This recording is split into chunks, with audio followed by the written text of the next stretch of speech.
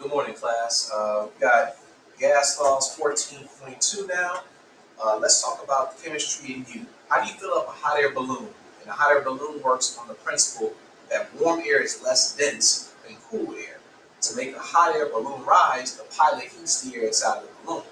To make the balloon descend, which is to go down, the pilot releases hot air through a vent on the top of the balloon. In this section, you'll study the laws that allow you to predict gas behaviors. So let's look at the key question. The key question is, how are the pressure, the volume, and the temperature of a gas related? And the vocabulary in this section will be Boyle's law, Charles' law, Gay-Lussac's law, and combined gas law. Okay, we're gonna go through most of these. Okay, let's talk about Boyle's law. How are the pressure and the volume of a gas related? Kinetic theory kind of talks about that empty space between particles and gas. We talked about that a few weeks ago. So if we're trying to increase the pressure, how would that affect the volume of a contained gas? Well, if we're not talking about temperature, we're just talking about pressure, remember what volume is.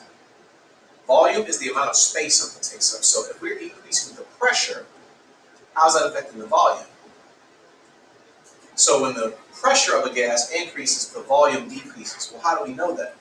Think about that. As the pressure of a gas increases, the volume decreases. How can we figure that out? Let's figure it out together.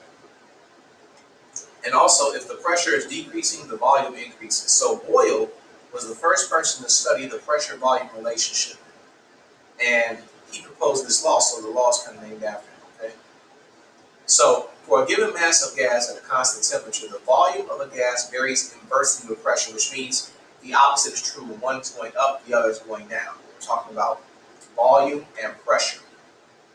Okay? And remember, when we're looking at these laws, only one variable is going to change. So we're not going to say, okay, when the pressure increases and the temperature increases, then what happens to the volume? No. With these laws, they tend to only change one variable. It's easier to track. Okay? And if you look at the graph, you can see as the pressure increases, the volume decreases. Why? Because in order to get the pressure to increase, we have to decrease the space that the gas takes up. And that is the definition of volume. Volume is the amount of space something takes up, okay? All right, let's move forward. So we can see the law down here talks about pressure times volume. The initial pressure times the initial volume is equal to the post pressure, the post volume, okay? That's in that box right here. And there's always that inverse relationship. So when one goes up, the other goes down. This sample problem kind of goes through those steps in a practical application format.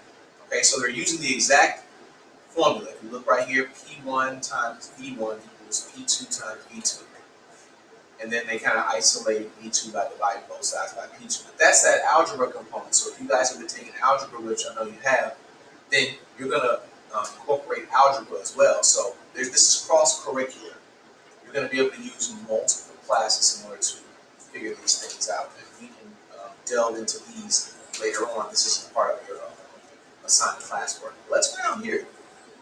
So I wanted to do these in class with our experiments, but that's okay. We didn't get a chance to do that.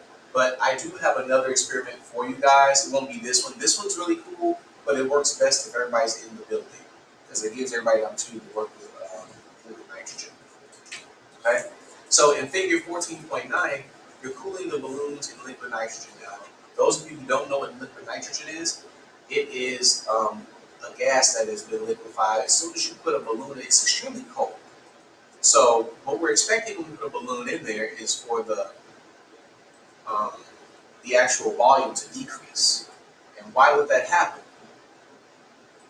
Something to think about. Let's talk about it. So we're talking about Charles' law now. How are the temperature and the volume of a gas related? So before we were talking about pressure and volume. Now we want to know the relationship between temperature and volume, okay? So if we look at that figure, we see we dip it in that beaker of liquid nitrogen, and then the air inside rapidly cools, which causes the air molecules to constrict or the balloon to shrink. So the gas's volume decreases as the temperature decreases. So this seems more like a direct relationship, right? And if we look at the key, it says as the temperature of an enclosed gas increases, the volume increases, the pressure is constant. So now remember, I told you we're only going to change one variable. So if we're only changing one variable, that's how that's going to go, okay? So when you talk about temperature and volume, as temperature increases, the volume is going to increase too because it's going to speed up the molecules. So when we're talking about Charles' law, we're talking about volume being directly proportionate to the temperature. So if the temperature decreases, the air molecules contract, they lose energy, and they contract, they get closer together, which decreases the volume. So this is a direct relationship. Increase in temperature, increase in volume. Decrease in temperature, decrease in volume. Okay?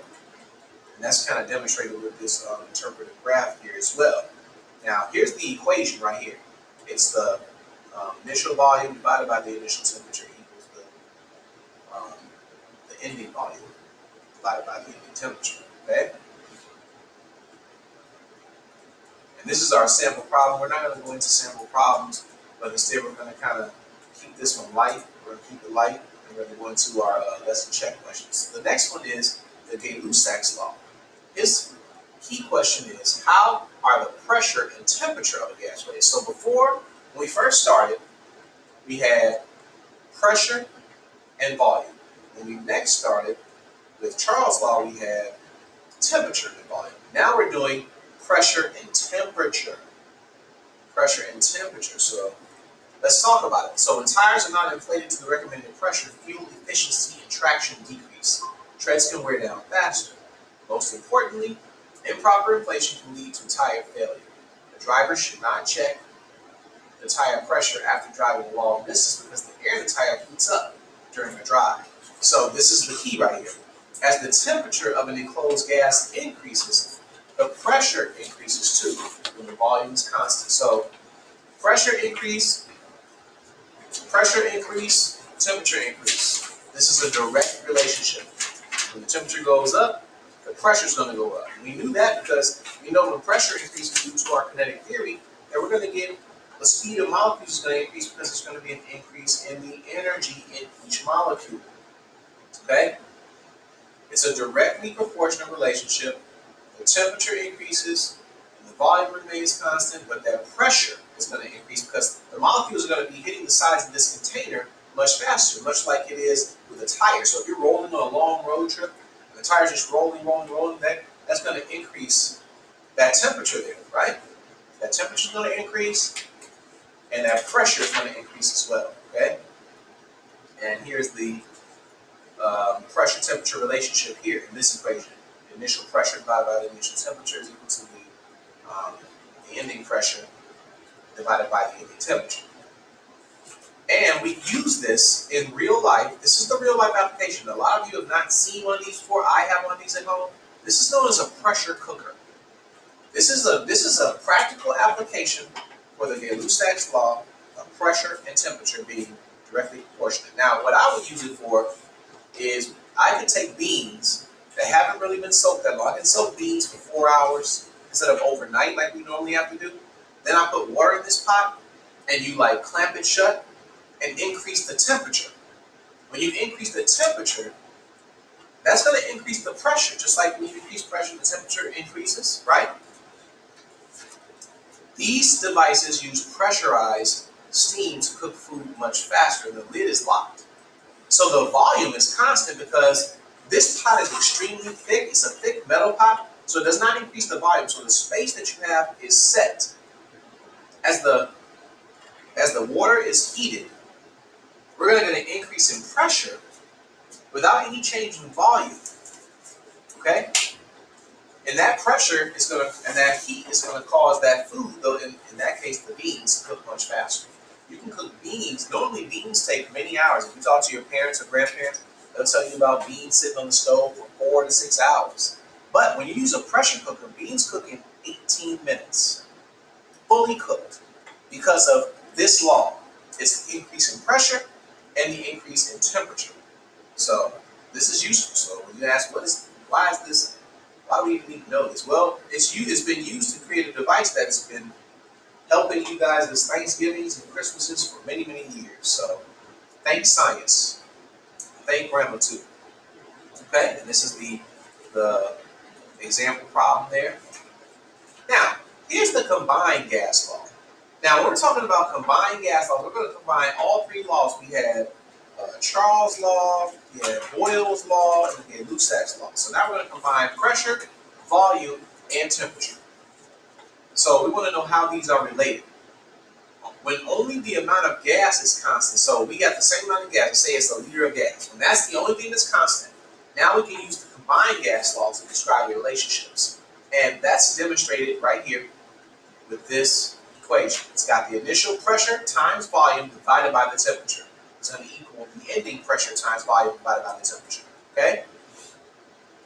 Here's our sample problem right here. This is our sample problem. Now, check this out. This is really interesting. So we have another balloon example. But this balloon is not a hot air balloon, it is a weather balloon. And it's used to gather data about Earth's atmosphere. In the atmosphere, we have all these different gases and a different temperature compared to the temperature on the ground.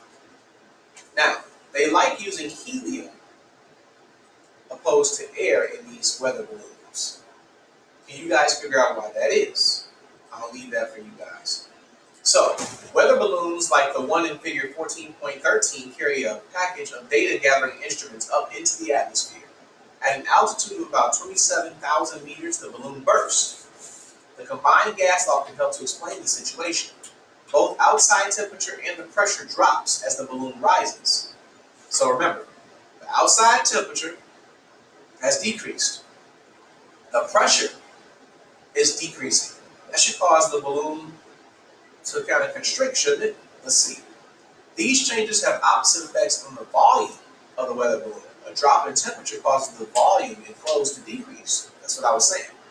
A drop in the outside pressure, though, should cause the volume to increase because that means the pressure on the inside of the balloon is greater than the pressure on the outside, which should cause it to expand. So you have two conflicting, there's going to be like conflicting efforts here.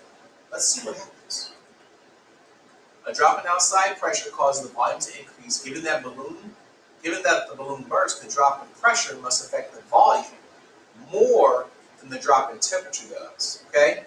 So that drop in pressure makes the pressure on the inside of the balloon increase probably more rapidly. And it's more of an effect than that temperature drop. Okay?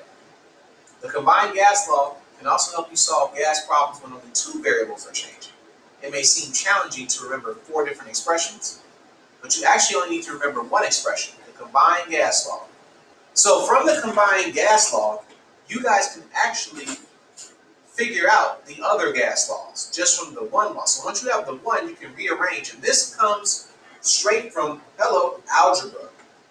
You can use algebra to rearrange equations, and those of you who've been in algebra classes, you know that you can rearrange an equation any way you want so long as you follow the rules. You can move something from one side to the other equation in an equation by doing the opposite operation. So if it said v divided by t and you wanted to move t, you can move t by multiplying t by both sides. That causes t to cancel on one side and be moved to the other. Okay, so you have to go back to your algebra for that one. Now the illustration they give us is, suppose you hold the temperature constant and rearrange the combined gas law so that the two temperature terms are on the same side of the equation. Now remember I told you, if you look at that initial equation, you see it's multiplication. It's multiplication on one side, right? If you want to move something, you're going to have to divide. And as you can see, they divided. And then the division canceled out the temperature on one side, right? Okay? So that's all we're going to do with that. We're not going to go deep into it, but I've also assigned you guys your 14.2 lesson check questions. That's in the PDF, so you don't have to watch the video in order to get the questions. You don't have to watch all the way to the end. You can just go straight to the PDF. I've already set that up for you. And if you have any questions, please don't hesitate to contact myself or Ms. Rice. Thank you for listening.